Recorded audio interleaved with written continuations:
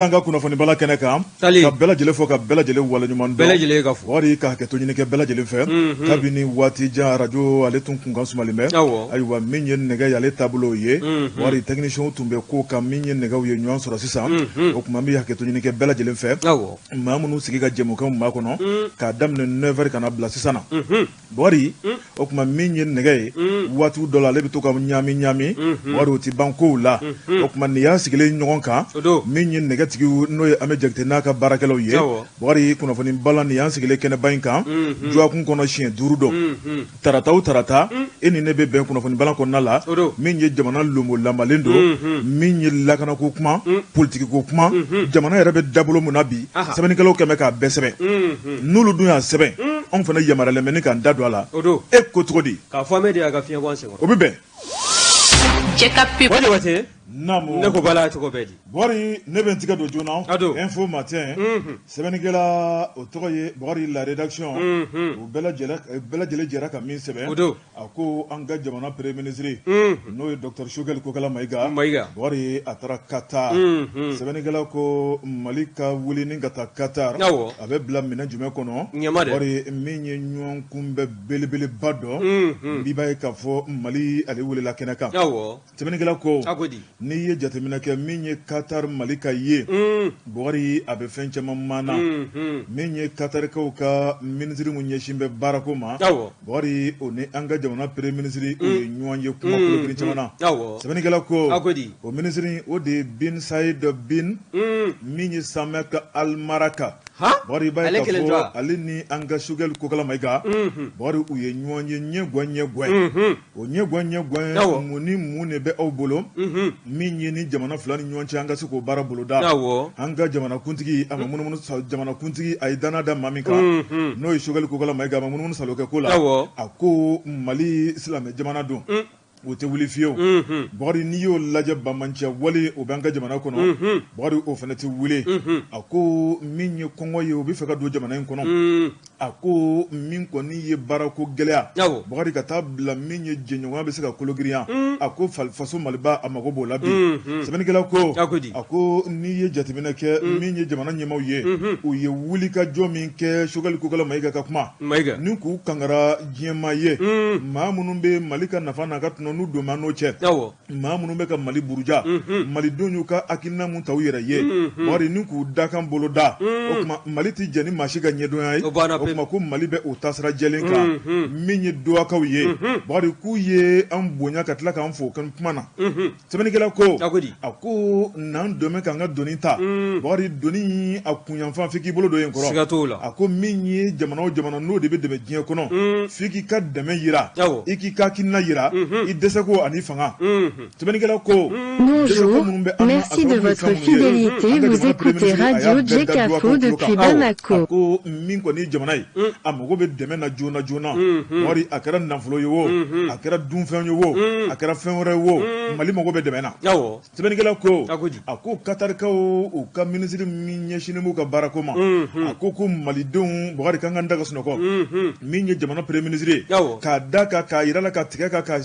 ama a ko kaloban minale n'o ye sunkalo kalo ye wari ko Qatar ka dɛmɛ kɔni k'a bɛna caya Mali kɔnɔ dɛ o bɛ diya ye tɛmɛnikɛla ko a ko n'i y'o dɛmɛw lajɛ o bi tali kɛ nafolo kan o bi tali kɛ dun ka fa sabatili kan a ko Bukari ko bi ye wa o jɔyɔrɔ bɛna ye tɛmɛnikɛla ko a ko min kɔni ye Qatar ni Mali ye Bukari kan bɛna sigi ni ka sigi ka fɔ kɛnɛ kɛrɛnkɛrɛnnen dɔ dayɛlɛ Bukari jamana fila u ka hakilinaw ye mun ye Bukari ni ka se k'o baaraw boloda u k'u bɛ an ka jamana fo k'a waleɲuman dɔn an ni Irisu bɛ tigɛ di ɲɔgɔn ma min na Bukari a bɛ cɛya ko fɔ a bɛ kankelentigiya ko fɔ a bɛ danaya ko fɔ Bukari tɔrɔ ye ko an ye hakilina mun ta ne ka Irisu sɛgɛrɛ Bukari k'u bɛ an fɛ bi u b'an fo o la sini sɛbɛnnikɛla ko a ko n'i y'a lajɛ min ye an ka faso Maliba ye Bukari ko jamana in a bɛ lomo lamba jamana in tɛ dafiri dɛ a ko sabu n'i ye diɲɛ ma lajɛ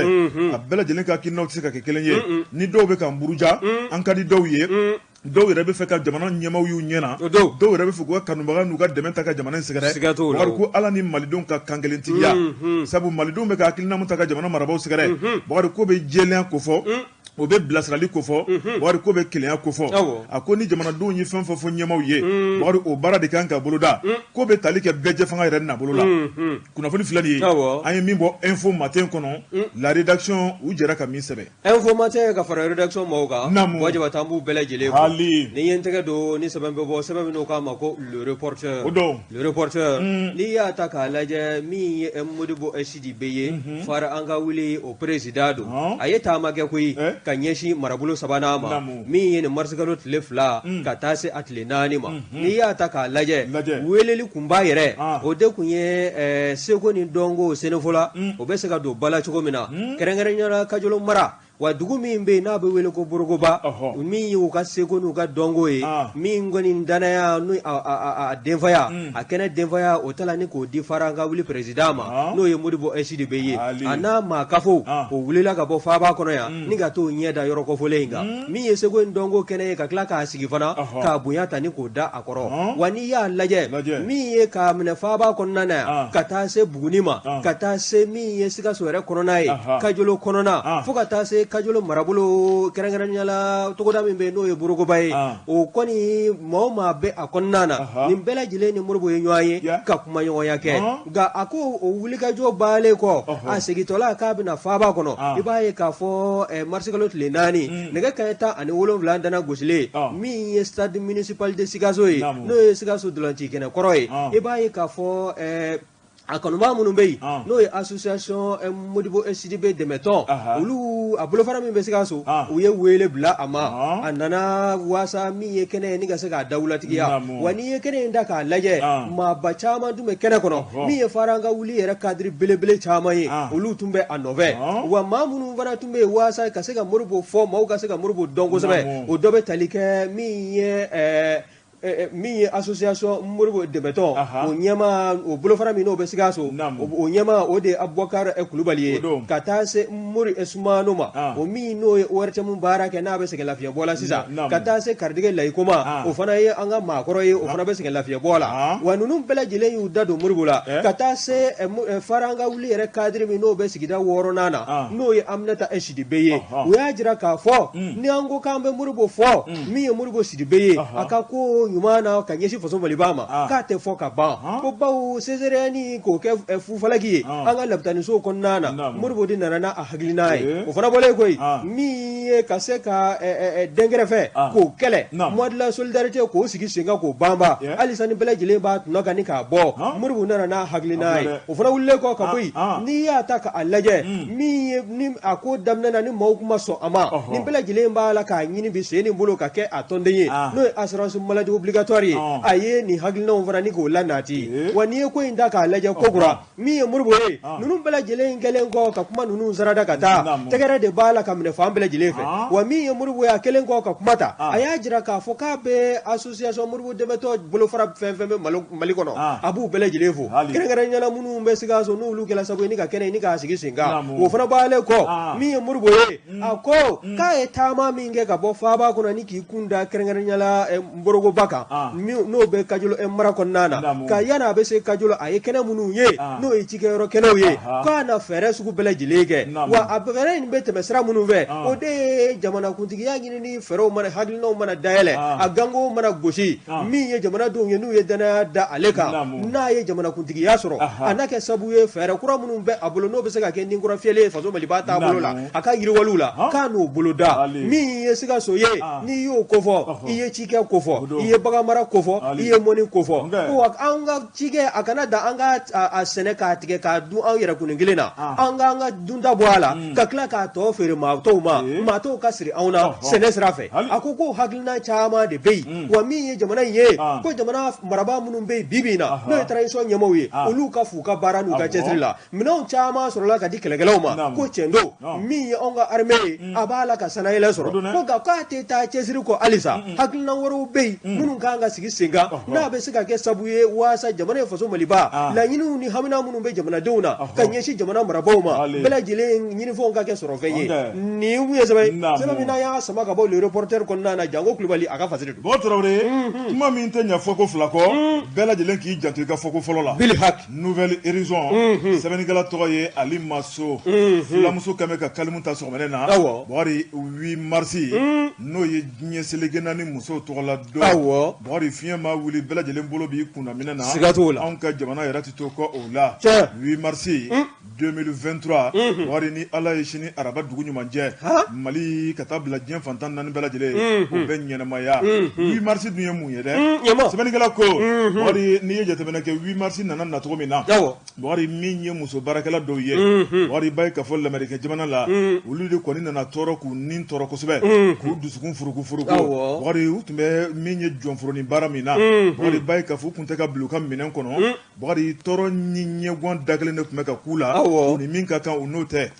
jamani gela ko o kamana gwan o toro ni o dana juguya bori ulu de ko ni na toro ko min ko ni ye jaguya nyejibo bori o na ke ula sisa bori ibay ka fu na muruti o murutile bori u nana yira ka fu musoti join ble bori minye muso ye u toro la u nyegwana muso dabali bana ni mi se ka keto de ka dana juga ta ka muso segere o kuma min ko ni u yu kana bo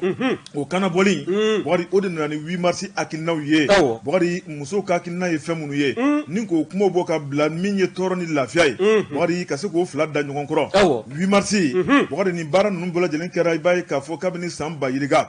ako ni ya laje ka do bala ka akinaw ta minye Nations Unies ale ka kuma foro la ninga ko bela jele bla senka bori kera 1977 san binani ani san woro bori san wo san muso tola don abe nyina ma je kono ni ye kontina duru la je kono bori a bela jele de be kuma ni kuma kan kelen ye min ba to muso tola don kerengrene bori bela jele ki tiga di nyoma ninga baro nyina ma ako anka jamana konna la on kame ka temu munta nyina bori o de ye muso ye joro mun bu la joro denite joro belele ba bori min ye ben kelen ya tiga di nyoma min ye lakana o tiga ke muso ko Sibenigala ko ako malidenw yo akinauta bori kerengen na ministre so musigala muso ni dew ni dembaya ako a nyemaya be ale de bolo mimba to ben ka sabati anga ben kula jamana ka lakana muso joro ka bone Sibenigala ko akodi ni ala yishini dugu nyumanje minye stade omnisport Modibo Keita bori ko nyinantan yi ale bi nyinama jamana gouvernement fait minye ministre mu nyeshine me muso ni dew ni demba ka yiri walima ale de ni ngane o bela jele sigi senga ninka di jamana premier ministre ma premier ministre ale ka ke cidenye ninka ta ka di jamana kuntigi ma ko jamana kuntigi no ye colonel Ashimi Goita ye ka jana na aye sebani kala ko shini nege kanya kononton stade omnisport Modibo Keita ko sigiro be dese ako ni muso ye nyuan soroy no ye ambalakaw ye nyele no bari minye kodla muso ye atechie mamunu nyana muso ya bari aka bonko sobe ni ya laje minye jinye sababu muso do bari ka din ka ladon ka din bari ka kema ye bari ka tla ki sigo sumana bari minye dute joni muso te ko muso joro de ka bo fuga de mateme sebani gala ko ako ni bela jele nyongo soro keneka jamana kuntigi yere nyana bari tawari bay ka fo programme kono ko fenchama bolu dalembe bari nga minye défilé muso ka tombolo fara ni bela jele me bonu ka sirima fini no ye 8 mars fini ye bari nin ku yere yira ako minye chebo dan yera boy sigatola ako ni muso desera fon fela chine bari o setu ye wauti sola koy muso ni sonjale colonel Ashimi Goita koro bari muso be se ko la chine stade municipal Modibo Keita la ku ba be yira la sebeni gela ko bari ni muso yu ka défilé ke bari ku ka kuma fo ku ngania bo ako colonel Ashimi Goita keme ka muso bloka minen kono ku damenu ka bonya ko sekuma bari ko muso fene mago be mina malika kelana ka ben konna bari ku benu dado la ko muso manu dado koko la bari akacha ala fe ni ya bato to la abe labaw de la sabu ko junda o junkoro la abarata ngo ala be ka barga de do muso la ke walu dalagma ya fengele mbuga kula no ya fie ba bina be chene ya dlanga nya bino chetunu America man ni ka kula ikasiga suga tibuila kwa ya dlanga nya kuka kokani ibena che muna ganu ya ko dla nu dimini ko o be singa tende se ni dimini ko be dimini ko ke musu kan ga toboto du so manga ke musula musu ko chewa amina bere taw kamo on ma yera wana me koma amina bere taw kamo sabani gela ko wari shini ale dombaye 8 mars no jesri nanu to la doye bagari ko muso ko nitna barake shini wari yafa kembu mo ga madabo daga suno ko kama amadabo ka chewdo gwala wari adabo de ka sigi ka miri ka tashike mamunu ye ni twinti kana bla bila yake ka da kunjume ka hamunu be bini ala kame ka bidon garsigela on fene mago be muna ali be ka yelema bolo da ka nyeshi sokono ma ka nyeshi jamana ma ka nyeshi chakero ma wari ko de ganga ke tasini miri do ishini fulani haye mi bon nouvelle horizon kono alimaso ale ka sebani do alimaso ka fara nouvelle horizon e fasir jakulu ka amene jeka pip ka ka fere fon la kodo nege kanye tan flasera bamako ka fo jiginew ka bonya masegi be awye Wadrawe, mbala tukobedi. Aya tote no ta besa na to la ta be jati ni yentega do ni sabambe bo sababu no ka mako info L mi abibatu edumia ni aka fasiri abibatu dumia ko edama boka wi marisi ni go sarada ni go teremesi sawa wa mi ya mbalaga we ni degubu kana bibi na oyenna sasegi ogele yayi wani ya ta ka laje visheri jamana foso mali ba kon nana e ko dona duguje do ta la ka faraka wa mi ye fasiri ke baye a wulila ye mununu saloge aya jira ka fo awuni sungolo okoni ano toy semeni damado mi ye jwa kun damado ani sungolo anu obenwaye wa uyele ko baye ka fo fen chama be ulu songo obe yakwa ya wa mi ambala ko ye asela ma chama ma ni ku dalaka ni haklina ni ka onyine mi ye madam klubali kaliya wa Madame Cloueli, Kaliawa, Jalo, Aselo Manika Unininga, Oye, Ajaye, Société d'assurance dollar, Mingoni, Aka Korofo, se fait à Yadraka, à la Mame, allez, Situlu. Situlu Clé, Ayo Carissa, no ye, fin, Clogele, Otlanje, Nanina, Ayo Carissa, Dorame Bichegi. Akoko Nama Lajima Julena, Situlu, Ange, 400 francs. Ah, le gars, Situlu Clé, Odoke. Okoroko, a Barakele Julola. Oh, Aywa. Even de fana even ni multiplier par 4 awo temenai mi situlu e kale o sanga a morso ni kunguruni mi e dorome bishegi se fo warla o fana aka korofo la aya jira ka fo ko ko nunu ka ba la ka geleya ko ni ya mase sungolo mafolo ko ba la ka ya ku boya ni geleya ta flaye ko klengo ni ko keme ko mi e jamana nyamo ye abe wele de bla uma wasa mi e dad mun fo songo ko o kala jaji nyama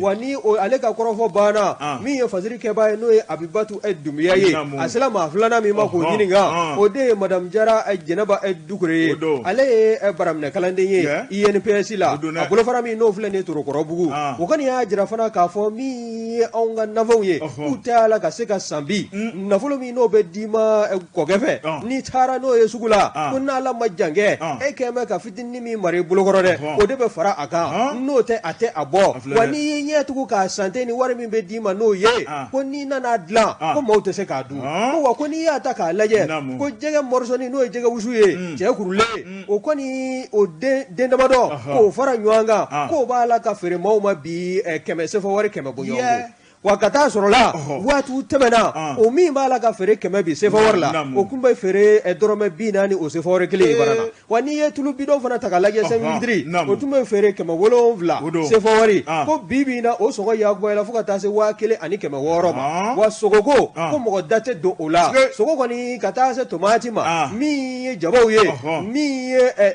tamoro ye kata se tomuma ko ni bala jele de sogo bala ka ya gbo ko ma bi yere ina ko yelma ko nunu be jamana woro la kaunga jamana segera wa ko taala ka sene on yera de ka jamana kono ko wa ko mumba asonga ni ka yakwa ya ka sene hagema ko ga ko malien kerengela ni na commerçant ko gelea bala ka bo lugu fanfe ko ba o mi gouvernement o ba sela ko ga ko alisa ko doga fara chesri jalaga wasa mi wulika joye dad mun fo songo abe sega jigi chogo mi na ay ko korofo bale ko no ye madam jara jenaba edugure asela ma sabanama no ya mbalaka doye no ye awa eketa ye ale saji famu ye ye min ye Awa Keta ye Keta muso ko min ye ni anw ka jamana ɲɛmɔgɔ n'u ma fɛɛrɛ ni dabali tigɛ joona ko ɲinɛ sunkalo k'a na kɛ gɛlɛya kɔnɔ bawo min ye dadumunifɛnw ye o sɔngɔ b'a la ka yɛlɛ cogo min na don n'a dugujɛ o b'a la ka yɛlɛ ko gouvernement kan ka dansigi de kɛ ni sɔngɔko in na waasa bɛnkan dɔ ka ye o ni feerekɛlaw ni ɲɔgɔn cɛ n'o ye jagokɛlaw ye min bɛ se ka kɛ sabu ye dadumunifɛnw sɔngɔ a ka se ka basigi a ka se ka sɔrɔ hakɛ dɔ la k'a sɔrɔ a ma kɛ gɛlɛya ye dadumunifɛn sanbaw ma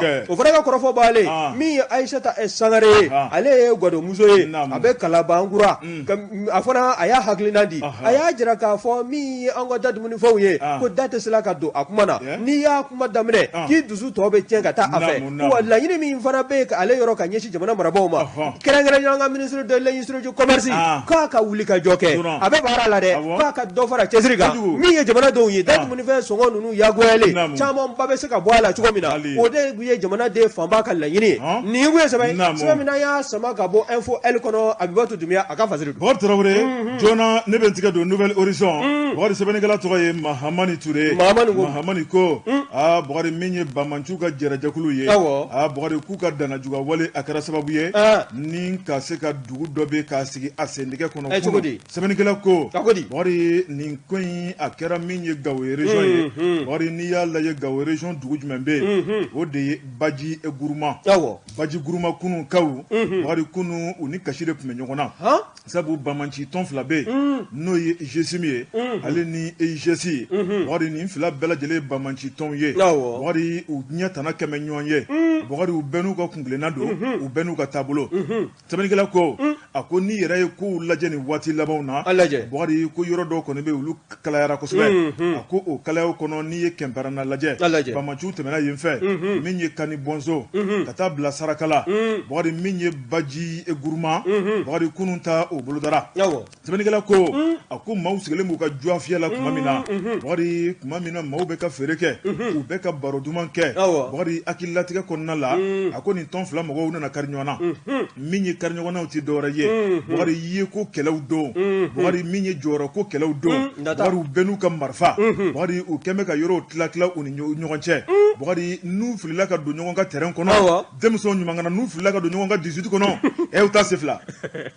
sɛbɛnnikɛla ko Bakari nin kɛlɛ in a bɛ bila o de minɛn kɔnɔ min ye duguden minnu bɛ yen u ma min u ma bɔn Bakari u sigilen bɛ latigɛ kɔnɔna la Bakari kɛlɛ de filɛ nin ka wuli GSIM ale ni EIGS ni ɲɔgɔn cɛ min ye nin terroriste jɛrɛkulu filaw don Bakari u ye ɲɔgɔn bɔn ka kalasini ta ɲɔgɔn kama Bakari ni ka bese ta ɲɔgɔn kama Bakari ka ɲɔgɔn sama Bakari ka n'u kari sugu kan u y'u kari sugu kan Bakari ka sin ka taa wuli sugu la ten sɛbɛnnikɛla ko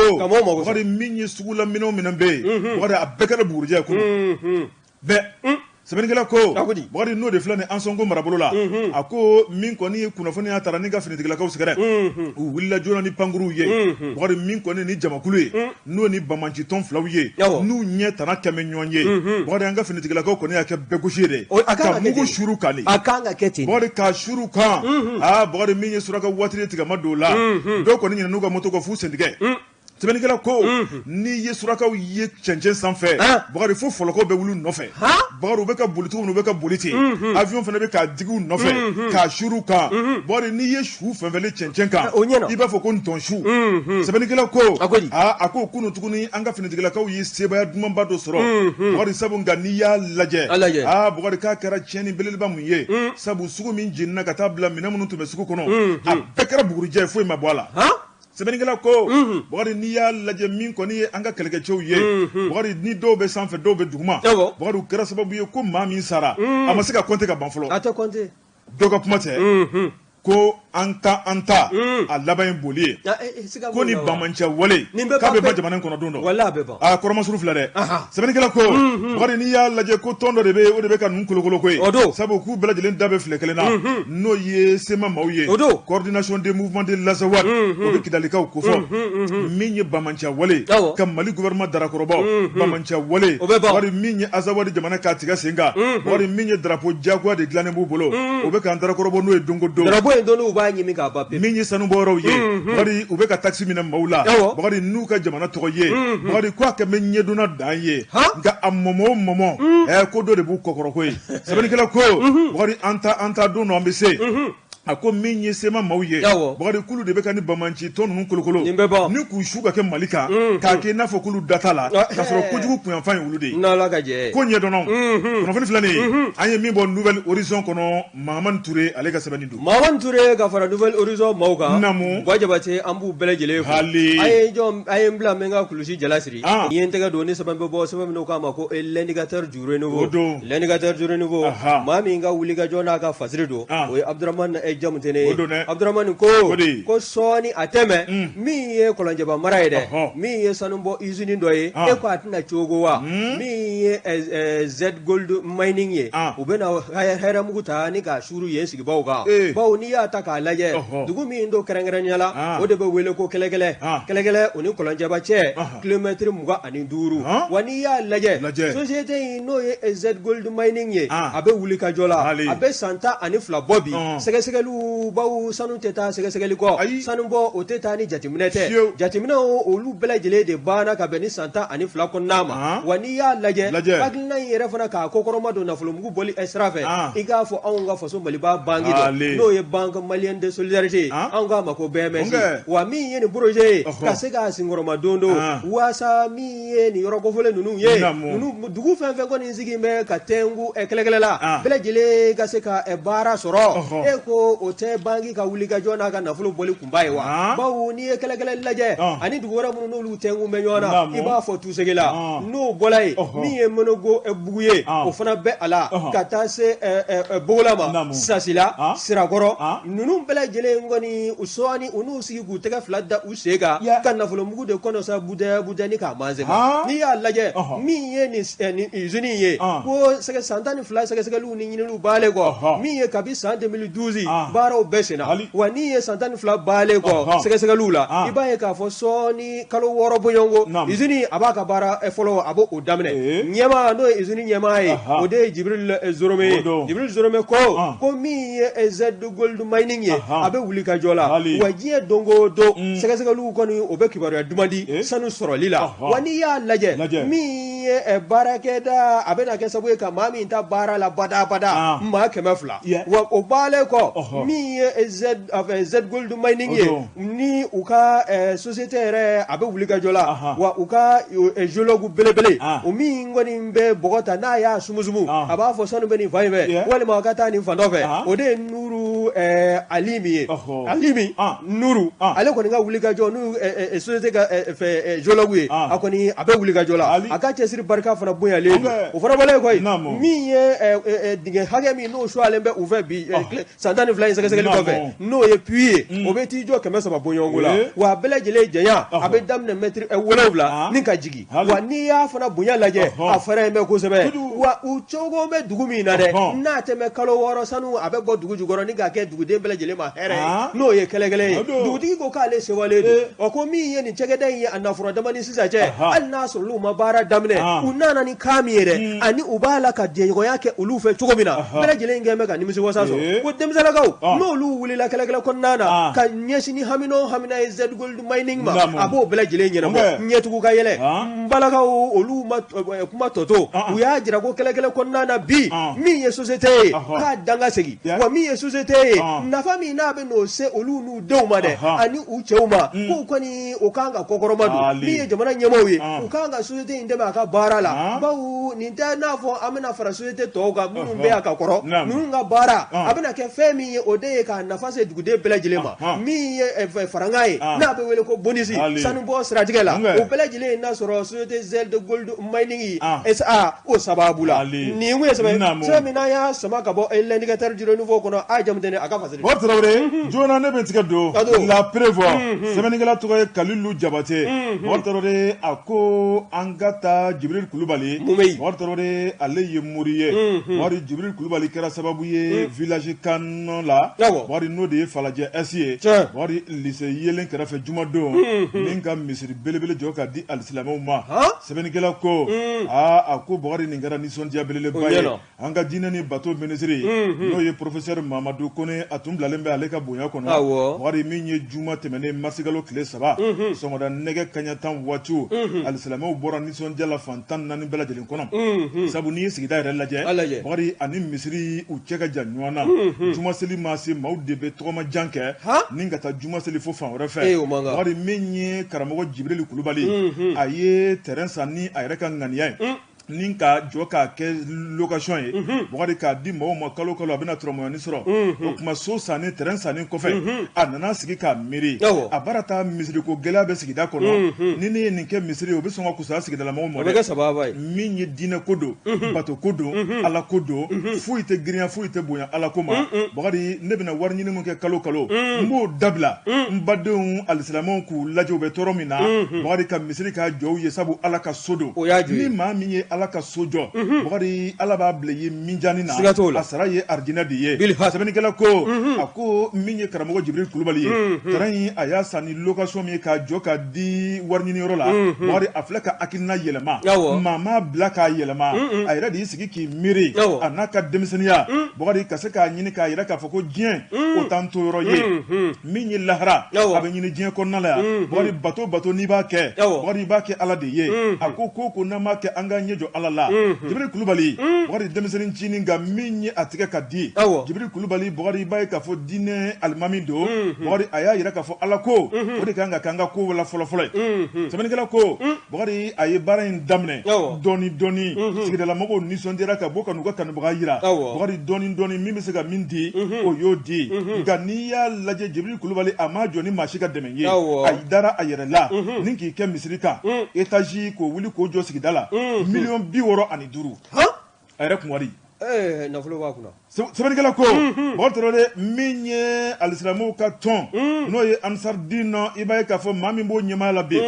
o conseil islamique du Mali o président ba Cheikh Ousmane Madani Cherifu Aïdara a tun min ye a ɲɛmaaya fɛnɛ tun tɛmɛ k'a d'ale ma Bakari ale bɛ taama la nin waati la a denkɛ Bakari n'o ye Cheikh Ahmed Tidiane ye a y'o de bila a nɔ la Bakari min ye Cheikh Ahmed Tidiane ye Bakari ale yera kɛnɛ kan n'a ka délégation a ko a ka cɛkɔrɔba ye ci don a da Bakari n'o ye foli tanuni nisɔndiyali k'a ɲɛsin misiri jɔli hakilina tabaa ma n'o ye karamɔgɔ Jibirili Kulubali ye min ye juma fɔlɔ ye maa min y'a siri o de kɛra Aïdara ale denkɛ ye Bakari min ye kutuba dumanba a y'o de boloda k'o ɲɛsin alisilamɛw ma ɛlɛ ni an ka diinɛ baara kɛ diinɛ baara ye wajibi an kan an nakun o de ye ka diinɛ baara boloda Bakari ni maa min ɲinɛn'o kɔ Bakari sitanɛ bɛ s'i la sɛbɛnnikɛla ko a ko min ye sigidalamaw ye olu fɛnɛ ka ciden fɛnɛ tun bɛ kɛnɛ kan o fɛnɛ ko nisɔndiya bato ma ko ni ko k'a ka tasuma fifa n'a nunji m'a fa daji b'a fa ko dɔwɛrɛ t'olu bolo foli kɔ a ko karamɔgɔ Jibirili Kulubali a ye min ta k'olu sɛgɛrɛ sigida la a jar'u ye a bɛnn'u ma ala ko don u b'a fɔ k'a waleɲuman dɔn ko ni sara tɛ dɔwɛrɛ dɛ o de ye ala ka arijinɛ misirijɔla sara arijinɛ de ye sɛbɛnnikɛla ko Bakari ni dɔw b'u ta don ka don mɛnjɛ la Bakari min ye Jibirili Kulubali sɛfɛwuri $65 k'a ta k'a di ala ka so la k'a di alisilamɛw ma Bakari ko sara wɛrɛ jumɛn b'o la min tɛ arijinɛ ye sɛbɛnnikɛla ko Bakari min kɔni ye juma ye o seli la dɔw don taara ka bɛɛ lajɛlen sɛgɛrɛ Bakari ka sɔrɔ ka min ye dun ka fa sabati minfɛn zikiridalaw Bakari olu ye kɔ a ka ko tɔ la alimami minnu tun bɛ kɛnɛ kɔnɔ Bakari min ye diinɛ tigilamɔgɔ min tun bɛ kɛnɛ kɔnɔ maa ba yirika maa minnu bɔra Sikaso maa minnu bɔra Konowari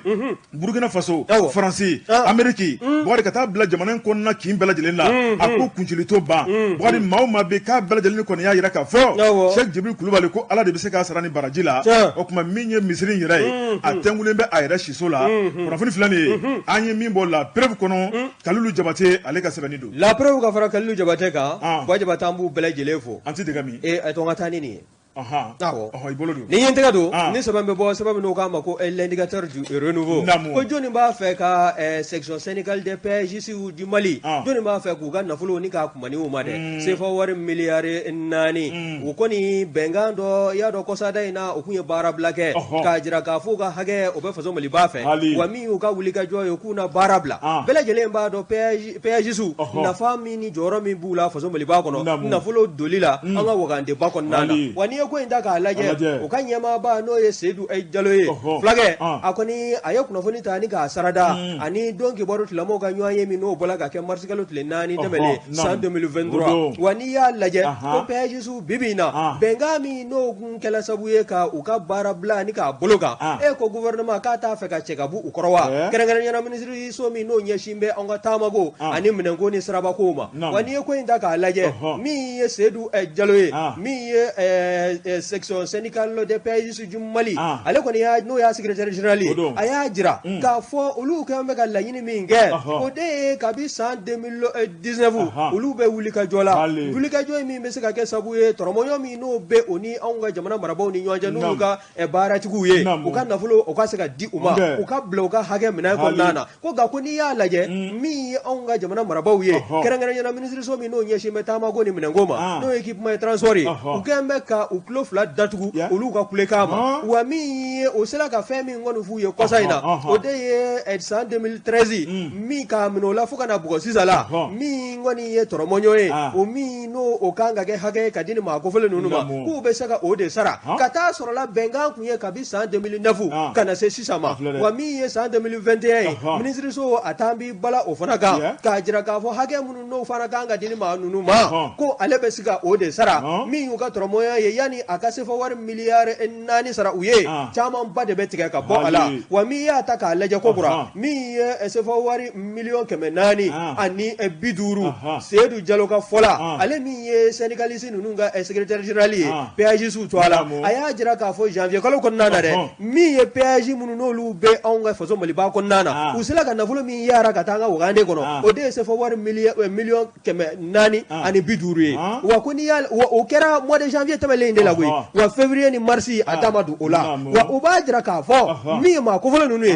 jɔyɔrɔba de bɛ u la u n'u ka hakɛ ka kan u ka hakɛ ka di u ma min ye madame Danbele Madina Sisoko ye a ka wuli ka jɔ kɛ min ye ni syndicaliste ninnu ye u ka hakɛ ye min ye u ka bila a minɛn kɔnɔna na ko bon ko n'i y'a lajɛ min ye PAJ ye baara caman de t'a mɛn ka d'u ma bibi in na poste kelen na n'i sera yen sisan tige ye k'a sɛbɛn k'a tigɛ k'a di bolimafɛn ma ka nafolo bolimafɛntigi ma ka nafolo minɛ k'a fara ɲɔgɔn kan wa i bɛ tila ka bɔ fana ka taa barrière kɔrɔta ko yalima k'u tɛ baara sigiyɔrɔmalen caman wa min ye Seydou Jalo ye a ko waati ni don nataw kɔnɔna na n'u ka hakɛ ma di u ma baara bila min n'a bolo kari n'a tɛ kalo damadɔ bɔ u na segin a kan ni k'a baara bila ni k'a bolo da nin kun ye sɛbɛn min na y'a sama ka bɔ l'indicateur du renouveau kɔnɔ min ye Adama Jabate ye a ka fasiri don kuma ka ɲi an bɛ tigɛ min o bɛ bɛn